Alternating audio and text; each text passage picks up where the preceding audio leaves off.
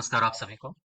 हम लोग उत्तर प्रदेश के इतिहास से संबंधित कई सारी बातें पढ़ चुके थे, जैसे पूरा पाषाण काल, मध्य पाषाण काल से लेकर हम लोग महाजनपद काल तक पढ़ चुके थे। आज हम लोग उन्हीं में से आगे बढ़ते हैं और आज पढ़ेंगे जैन धर्म और मौर्य काल से संबंधित कुछ तथ्य जो उत्तर प्रदेश से संबंधित है, और इसके बाद उन विषयों पर आधारित आयोग द्वारा पूछे गए कुछ प्रश्न, कैसे कैसे प्रश्न बनाता है। ठीक है, तो इसमें बहुत ज्यादा हम लोग डिटेल में नहीं जाएंगे। उत्तर प्रदेश से संबंधित पढ़ रहे हैं तो फिर जैन धर्म की जो वो घटनाएं जो उत्तर प्रदेश में घटी हैं, केवल उन्हीं पर चर्चा करेंगे। तो शुरुआत करते हैं अ, आज में जैन धर्म से संबंधित। जैन धर्म, ठीक है। तो इसमें जरा दो चार बातें देख लो। जैन धर्म एवं दर्शन में, जैसे अगर हम शब्द कहें जैन, ये शब्द एक शब्द है जिन, इससे उत्पन्न हुआ है, और इसका जो अर्थ होता है वो होता है इंद्रियों को जीतने वाला। ठीक है, क्लियर है। अब इसी में से एक शब्द आपने और सुना होगा, इसका नाम है तीर्थंकर। ये क्या है? ये दो शब्दों से मिलकर बना है, तीर्थ और कर। तीर्थ का आशय क्या है? तीर्थ का आशय है कि नियम या फिर उपनियम, बात समझना। और कर से आशय है करने वाला, क्लियर है, या फिर बनाने वाला। बात समझ पा रहे हो आप? नियम और उपनियमों को बनाने वाला या फिर उनको कठोरता से पालन करने वाला ही क्या है? तीर्थंकर है। ठीक है। अब यहां से दर्शन, हमारे यूपी स्पेशल में तो मैं नहीं पढ़ूंगा, और अगर दर्शन पढ़ना है तो फिर मैं इसका समग्र अध्ययन जो इतिहास में होता है वहां मैं पढ़ूंगा। लेकिन अभी हाल फिलहाल में देखिए, यूपी से संबंधित कुछ बातें क्या क्या आ सकती हैं। जैसे आपसे ये पूछा जा सकता है कि जैन धर्म के तीर्थंकर जिनका संबंध उत्तर प्रदेश से है वो कौन कौन है, उनके मैच दी फॉलोइंग्स पूछे जाते हैं। बात समझ पा रहे हो आप? इनमें से कुछ हैं तथ्य जो हमें हमारे एग्जाम में पूछ लिए जाते हैं, उनसे संबंधित आप मैप में, उत्तर प्रदेश के नक्शे में मैं ड्रॉ कर रहा हूं, इनको जरा गौर से देखिए। ये है कानपुर नगर, और उन्नाव, लखनऊ, बाराबंकी, और ये रहा आपका अयोध्या। ठीक है, ये है अयोध्या।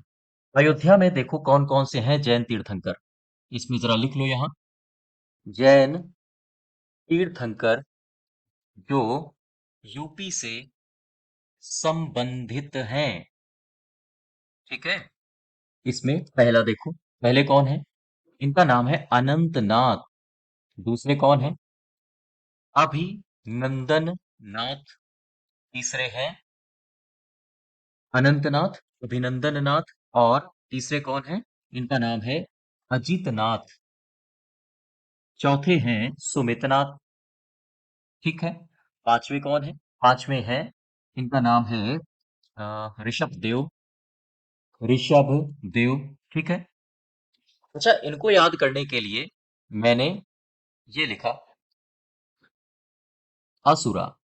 ठीक है, ए फॉर है अजीतनाथ, ए फॉर दूसरा अभिनंदन नाथ, एस यू सुमितनाथ, क्लियर है बात।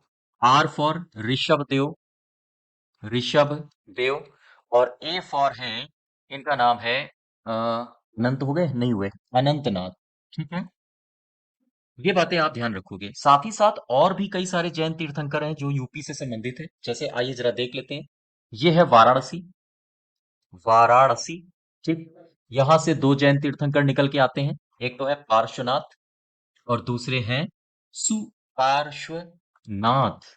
क्लियर है बात। ये सातवें जैन तीर्थंकर हैं और ये हैं 23वें जैन तीर्थंकर। हालांकि नंबर पूछेगा नहीं, लेकिन फिर भी आप याद रखिए। एक शहर है, या यूं कहें एक जिला है, इसका नाम है कौशाम्बी। क्या कौशाम्बी से भी कोई है जैन तीर्थंकर? जवाब आएगा हाँ, है। कौशाम्बी में एक गांव है, इसका नाम है ग्राम पभोसा। ठीक है, और यहां से एक जैन तीर्थंकर निकल कर आते हैं, इनका नाम है पद्म प्रभु, और ये छठे जैन तीर्थंकर हैं। अच्छा, ये देखो, ये है श्रावस्ती, ये है बहराइच, और ये जो इलाका है ये है श्रावस्ती। क्या श्रावस्ती से भी कोई जैन तीर्थंकर संबंधित हैं? आंसर है हाँ, तीसरे जैन तीर्थंकर है, इनका नाम है संभवनाथ। ठीक है, क्लियर है बात। अच्छा, और जरा देखो यूपी में कहाँ से है। ये रहा आपका महाराजगंज, ये रहा आपका कुशीनगर, और ये है आपका देवरिया। देवरिया से भी एक जैन तीर्थंकर है। देवरिया में एक जगह है काकंडी। काकंडी से एक जैन तीर्थंकर हैं जिनका संबंध है देवरिया से। उनका नाम है सुविधिनाथ। सुविधिनाथ। अब इस इन सब जैन तीर्थंकरों की हम लोग एक टेबल बना लेते हैं। इनके प्रतीक चिन्ह पूछे जाते हैं अपने एग्जाम में, और इनसे संबंधित स्थल पूछे जाते हैं। तो जरा देख लो, इसको हम लोग कर देते हैं इरेज। इसका संबंध हमारे यूपी से तो है नहीं। ठीक है, तो यहां से हेडिंग डालो ऊपर, उत्तर प्रदेश के या उत्तर प्रदेश से संबंधित संबंधित जैन तीर्थंकर। ठीक, 3 कॉलम बनाओ आप इसमें, पहला, दूसरा और तीसरा। ये आप चाहो तो पीडीएफ आपको मिल जाएगी, आप उससे डाउनलोड कर लीजिए, या फिर आप नोट डाउन कर लीजिए अपने नोटबुक में। एक तरफ लिखो जैन तीर्थंकर, दूसरा लिखो दूसरे कॉलम में इनके प्रतीक चिन्ह। ठीक है, और तीसरे स्थान पर लिखो इनसे संबंधित यूपी के स्थान, यानी उत्तर प्रदेश के स्थान। ठीक है, क्लियर है बात। पहले नंबर पर लिखो आप, जो पहले जैन तीर्थंकर हैं, अयोध्या से शुरू करो। अयोध्या में कौन थे? इनका नाम था अनंतनाथ। अनंतनाथ का प्रतीक क्या है? प्रतीक है शेन, अर्थात बाज। और ये कहां से संबंधित है? इनका संबंध है अयोध्या से। ठीक है, यहां तक क्लियर है। दूसरे कौन है? दूसरे हैं अजीतनाथ। ये भी अयोध्या से संबंधित है, लेकिन आप चिन्ह बताइए इनका क्या है। अजीतनाथ यानी कि गज या फिर हाथी। और ये भी कहां से संबंधित हैं? ये हैं अयोध्या से। ठीक है, तीसरे कौन है? अनंत थे, अजीत थे, और एक है अभिनंदन। अभिनंदन नाथ। इनका संबंध, प्रतीक चिन्ह क्या है? इनका प्रतीक चिन्ह है कपि, यानी कि बंदर। कहां से हैं? ये भी है अयोध्या से। ठीक है, चौथे कौन थे? अनंत हो गए, अजीत हो गए, अभिनंदन हो गए, और एक चौथे हैं, इनका नाम है सुमितनाथ। इनका जो प्रतीक चिन्ह है, बताइए जरा क्या है? इनका प्रतीक चिन्ह है कौवा। ठीक है, और ये भी कहां से हैं? अयोध्या से। पांचवे कौन है? पांचवे में अयोध्या में थे ऋषभ देव। ऋषभ देव लिखते जाना आप लोग। ठीक है, इनका प्रतीक चिन्ह है ऋषभ। ऋषभ तो सबको पता होगा, बैल को कहा जाता है। और ये भी कहां से हैं? अयोध्या से। क्लियर है बात। अब आ जाओ अयोध्या के से अलग, वाराणसी में। वाराणसी में एक थे पार्श्वनाथ। पार्श्वनाथ, गौर करिएगा जरा। पार्श्वनाथ का जो प्रतीक है वो है सर्प फड़। ठीक है, और ये कहां से है? ये है वाराणसी से। और एक और है इन्हीं वाराणसी से संबंधित, इनका नाम है सुपार्श्वनाथ। इनका आप बताइए प्रतीक क्या है? इनका प्रतीक है स्वास्तिक। ये भी कहां से संबंधित है? ये भी है वाराणसी से। बात समझ पा रहे हो आप लोग? लिखते जा रहे हो? ठीक है, टेबल बना के, हाँ, इसको लर्न करना है। एक और बताइए, जरा देख लेते हैं, हम भी मिस कर रहा हूं मैं। कौशाम्बी। कौशाम्बी का लिख लो। ये है पद्म प्रभु। इनका संबंध कहां से है? कौशाम्बी से। और बताइए इनका प्रतीक चिन्ह क्या है? पद्म प्रभु, नाम में ही पद्म है। पद्म अर्थात कमल। ठीक है, और नवे कौन थे? देखिए जरा, संभवनाथ। तो लिख लो संभवनाथ। संभवनाथ का संबंध कहां से है? संभवनाथ का संबंध है श्रावस्ती से, और इनका प्रतीक है घोड़ा, अर्थात अश्व। 10वें कौन है? 10वें हैं, 10वें हैं सुविधिनाथ, देवरिया से। हाँ, लिख लो सुविधिनाथ। कहाँ से है ये है देवरिया से। देवरिया में एक जगह है, इस जगह को मत भूलिएगा, काकंडी। क्लियर है? और ये जो सुविधिनाथ है, इनका प्रतीक बताइए जरा। इनका प्रतीक है मगरमच्छ। ठीक है। और सुविधिनाथ को एक और नाम से जाना जाता है, पुष्पदंत कहा जाता है इन्हें, इसको भी ध्यान रखिएगा। बात समझ पाए? तो इन दोनों लोगों को हमने देख लिया। अब इसी में देखिए, हालांकि महावीर के बारे में तो मैं नहीं पढ़ाऊंगा, क्योंकि महावीर जी का संबंध हमारे यूपी से नहीं है। यूपी से जिनका संबंध है, उनमें सबसे ज्यादा जो चर्चे में रहे हैं, अ, उनके बारे में पढ़ लो। और उनका नाम है 23वें तीर्थंकर। इनका नाम है, क्या नाम है इनका? इनका नाम है पार्श्वनाथ। ठीक है। पार्श्वनाथ, ये जैन धर्म के 23वें तीर्थंकर थे। इनसे संबंधित कुछ जानकारियां जो आपको पता होनी चाहिए। सबसे पहले पिता कौन थे इनके? इनके पिता थे अश्वसेन। और अश्वसेन जो है, वो काशी महाजनपद क्षेत्र के शासक थे। ठीक है। बात समझ पाए आप लोग? उनकी माता कौन थी? माता थी वामा। और इनकी साथ ही साथ आप नाम याद रखिए पत्नी जी का, वो थी प्रभावती। ये पार्श्वनाथ की बात हो रही है। इनका जो प्रतीक चिन्ह था, वो मैं पीछे लिख चुका हूं, याद रखिएगा। अच्छा, इनको ये बताइए, ज्ञान की प्राप्ति कब हुई? इनको ज्ञान की प्राप्ति हुई 83 दिनों तक इन्होंने तप किया। और इसके बाद 84वें दिन इनको ज्ञान की प्राप्ति हुई। ठीक है। और कहाँ हुई, स्थल आपसे पूछा जाता है, कहाँ हुई? हालांकि ये यूपी से संबंधित नहीं है, फिर भी आप लिख लीजिए, सम्मेद पर्वत पर। ठीक है। सम्मेय पर्वत या फिर सम्मेद पर्वत, दोनों ही किताबों में मिलते हैं। और इन्होंने, अर्थात पार्श्वनाथ ने चतुर्याम चतुर्याम शिक्षा दी थी। ये शिक्षा क्या है? 4 आयाम है इसके। कौन कौन से? एक है अमृषा।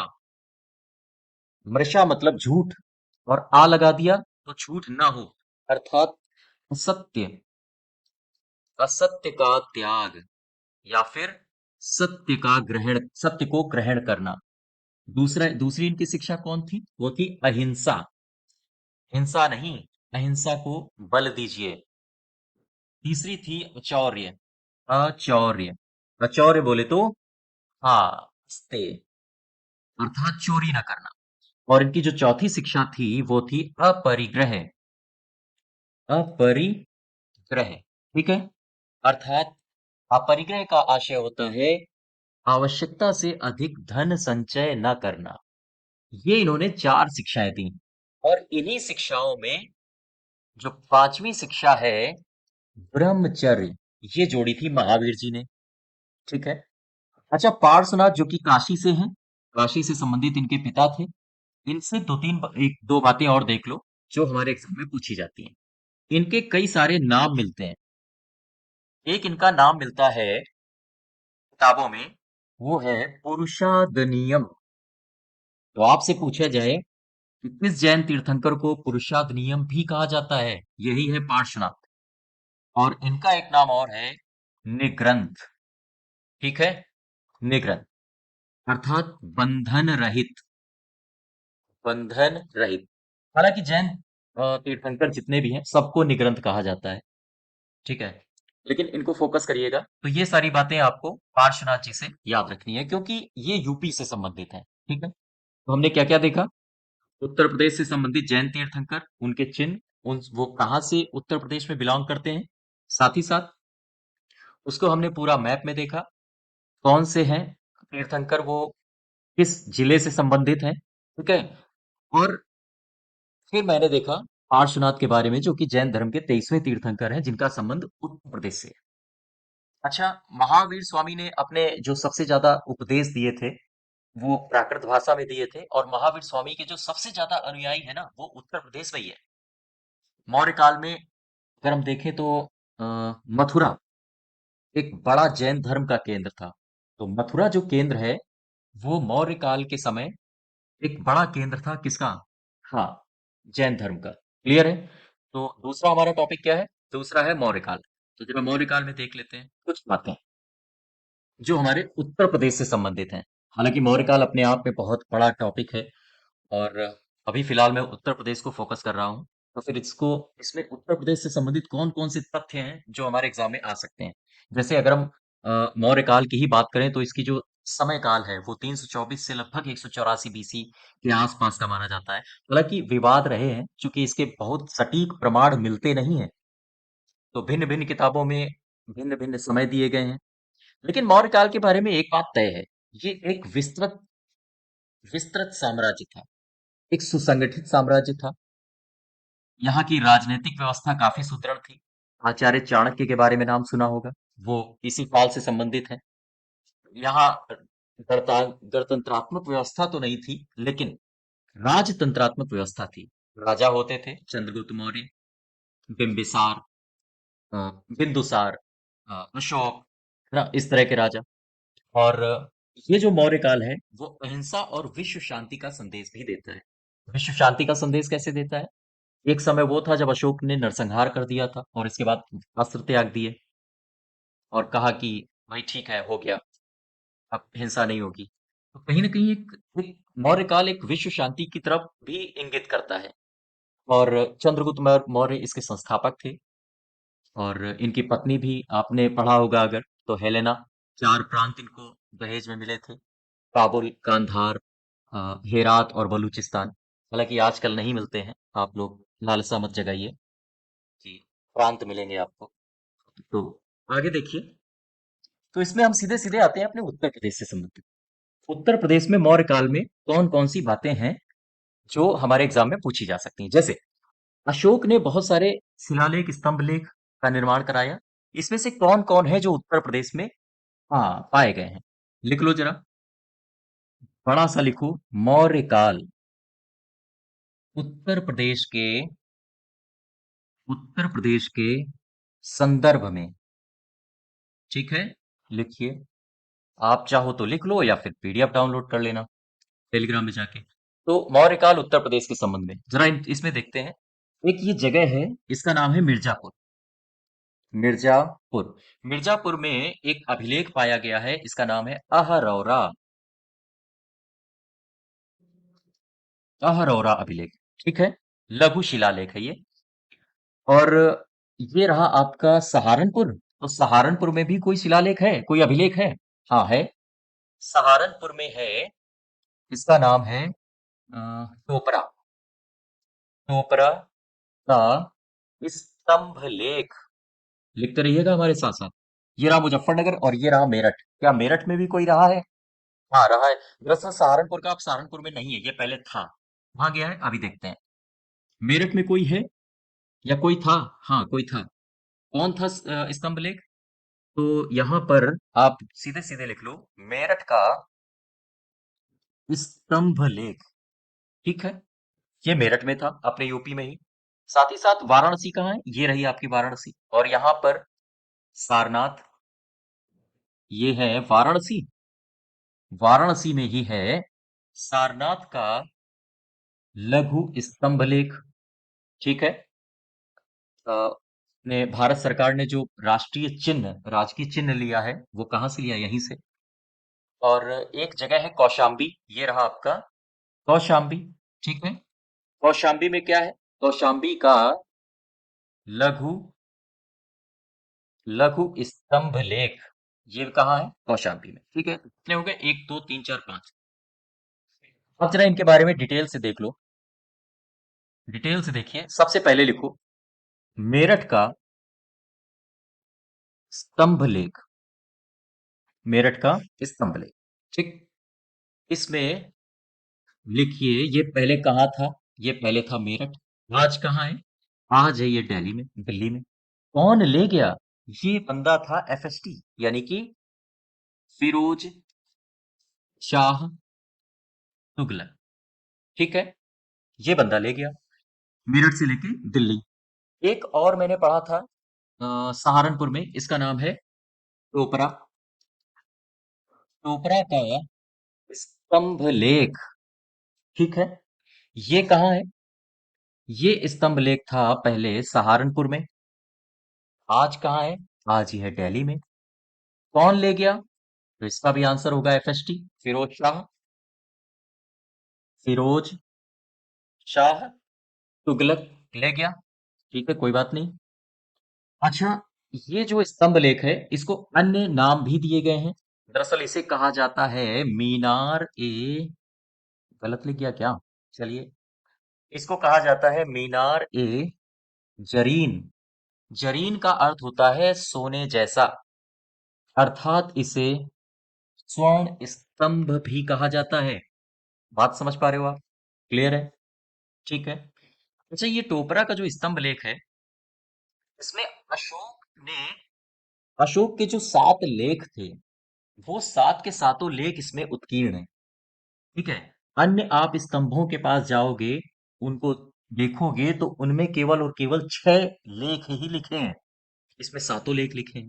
तो ये अपने आप में एक अलग है स्तंभ लेख। और साथ ही साथ एक पॉइंट और नोट करो, लिखो जरा। अशोक के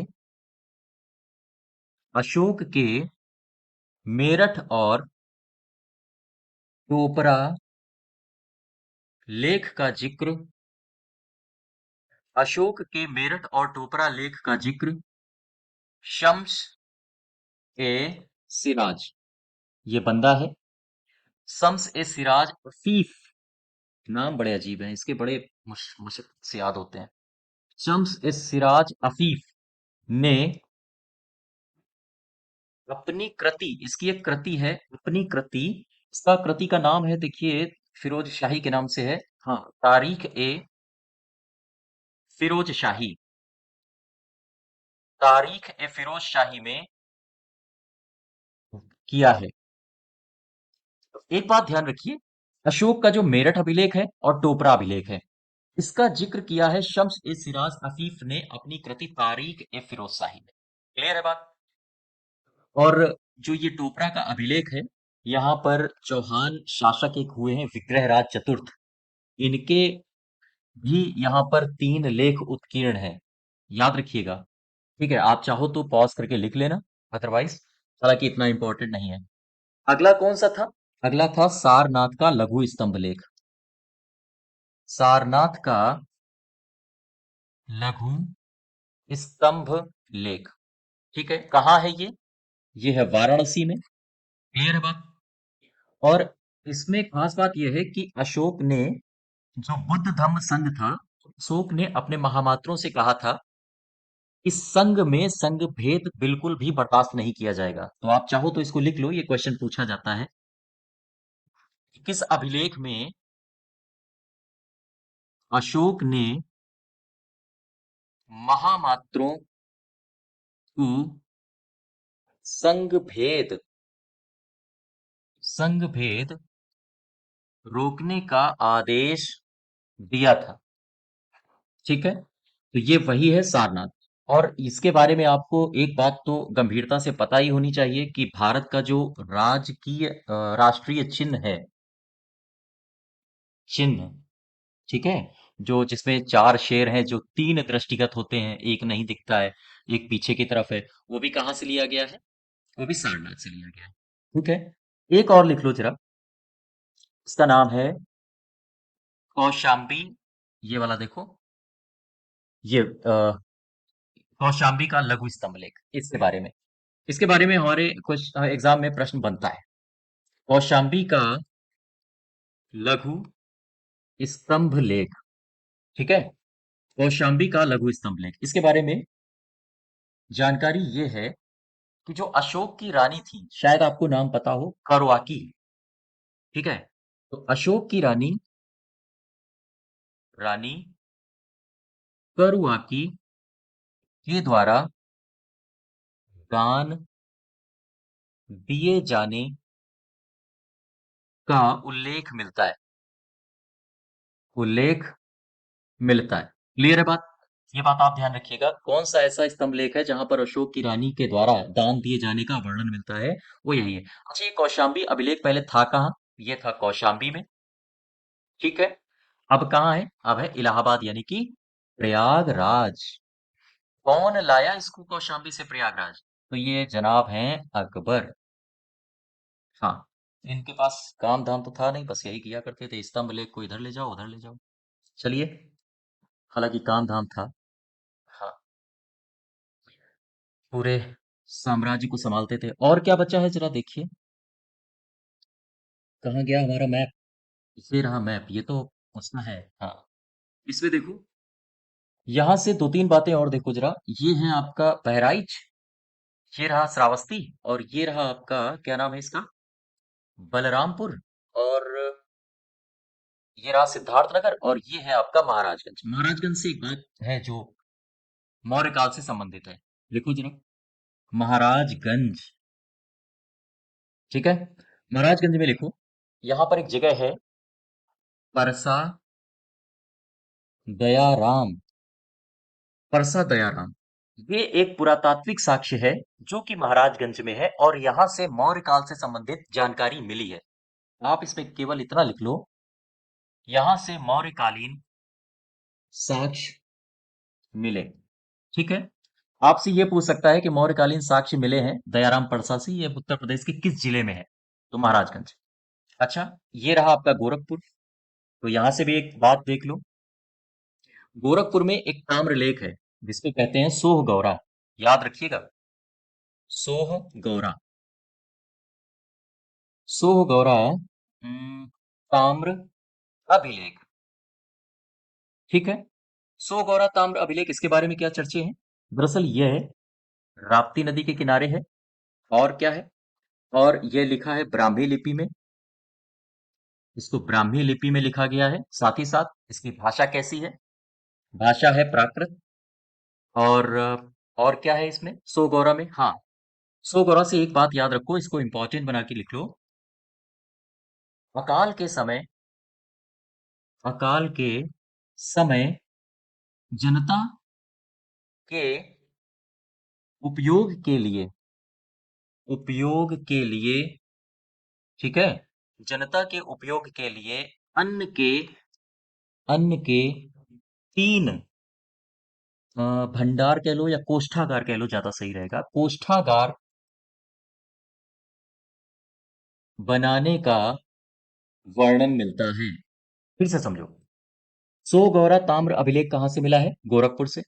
यहाँ, यहाँ से उस समय जब अकाल पड़ता था, यानी मौर्य काल में, तो ये दिखाया गया है कि मौर्य काल में जब अकाल पड़ता था तो राजा कितना ध्यान रखता था जनता का, और वो अकाल में जनता ज्यादा परेशान ना हो इसके लिए वो स्टॉक में अन्नागार भी बना के रखता था, अन्न के लिए, ताकि अकाल में वितरण किया जा सके। तो ये दिखाता है राजा की सत्यनिष्ठा को जनता के प्रति, उस समय यानी कि मौर्य काल में। ठीक है, यहाँ तक बात समझ पाए? अच्छा, यहाँ से एक बात ध्यान रखो, ये रहा आपका मथुरा। मथुरा में एक जगह है परखम, ये मौर्य काल से ही संबंधित है। मथुरा में एक जगह है परखम, ठीक है, यहां से यक्ष की मूर्ति मिली है। यहां से किसकी मूर्ति मिली है? यक्ष की। और ये रहा आपका वाराणसी। वाराणसी में एक बात और ध्यान रखो, आपसे अगर पूछे कि धर्म राज का स्तूप ये कहाँ है, ये है वाराणसी में। ठीक है, तो हम लोगों ने उत्तर प्रदेश के संदर्भ में जैन धर्म से संबंधित महावीर, जैन धर्म से संबंधित जो भी जैन तीर्थंकर हैं वो उत्तर प्रदेश में कहाँ कहाँ हैं, उनकी लोकेशंस और उनके उनसे संबंधित जो भी तथ्य थे वो देखा। साथ ही साथ मौर्य काल के बारे में भी देखा, कौन कौन से प्रश्न उत्तर प्रदेश से बन सकते हैं। अब चलिए हम लोग इससे संबंधित कुछ प्रश्न करते हैं। जैसे पहला सुमेलित करिए, श्रावस्ती में कौन से जैन तीर्थंकर का संबंध था, बताइए जरा। पघोसा में थे पद्म प्रभु, अयोध्या में थे ऋषभनाथ, काकंडी देवरिया, ठीक है, और श्रावस्ती, इन दोनों को बताओ। अब इसमें मैच कराना है, ठीक है। पघोसा को देख लो, क्यों? डी को जाएगा क्यों, तो ये वाला मुझे तो आंसर सही लग रहा है, तो इसका आशय हो गया कि ए का हो जाएगा एस, ये वाला श्रावस्ती से संभवनाथ, और काकंडी से हो गए सुविधिनाथ। ठीक है, अपना मैच करा लीजिए। क्वेश्चन नंबर दूसरे में आओ, कह रहे हैं कि भाई मैच कराइए। एक तरफ तीर्थंकर है, एक तरफ उनके जन्म स्थान है। पार्श्वनाथ ये तो वाराणसी से थे, अर्थात काशी से। ऋषभनाथ ये अयोध्या से थे। संभवनाथ और पद्मनाथ, ठीक है। अब इसमें देख लो, डी का हो गया पी, डी का हो गया पी यानी यही सही है, तो फिर ए का हो जाएगा एस और बी का हो जाएगा आर। बी यानी संभवनाथ कहाँ से हैं? श्रावस्ती से।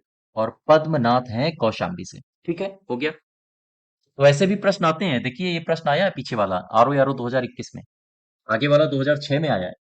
क्वेश्चन नंबर तीसरे में आइए, पार्श्वनाथ का संबंध कहाँ से है? पार्श्वनाथ वाराणसी, और यहां से एक और है, कौन है? सुपार्श्वनाथ। तो याद रखिएगा। प्रभास गिरी, ये तीर्थ स्थल कहाँ है? नहीं नहीं नहीं नहीं, प्रभास गिरी कहाँ है? नहीं, प्रभास गिरी या फिर अघोषा, ये ग्राम है, कहाँ से संबंधित है? तो आपको पता तो होगा ही, कौशाम्बी से। लेकिन बौद्ध धर्म से संबंधित है कि जैन से संबंधित है कि शैव या वैष्णव? आंसर होगा जैन धर्म। ठीक है। क्वेश्चन नंबर पांचवे में आओ, कह रहा है सारनाथ स्तंभ का निर्माण किसने कराया? अशोक ने, सबको पता होगा। छठे में कह रहा है निम्नलिखित अभिलेखों में दो धन्यागारों के निर्माण का उल्लेख करता है जिसका संकट काल में उपयोग किया जा सके। अच्छा, ये कौन सा है? प्रश्न को फिर से समझो। कह रहे कौन सा अभिलेख है जो दो धान्यागारों के निर्माण का उल्लेख करता है जिसका संकट काल में उपयोग किया जा सके? तो ये मैंने बताया है शायद अभी, देखो जरा, कहाँ बताया है? हाँ, ये सो गौरा, देखो ये बताया है। अकाल के समय जनता के उपयोग के लिए अन्न के 3 कोष्ठागार बनाए गए थे सो गौरा में। तो कहाँ गया क्वेश्चन? ये है। इसका आंसर क्या हो जाएगा? Second part. ठीक है, क्लियर है बात?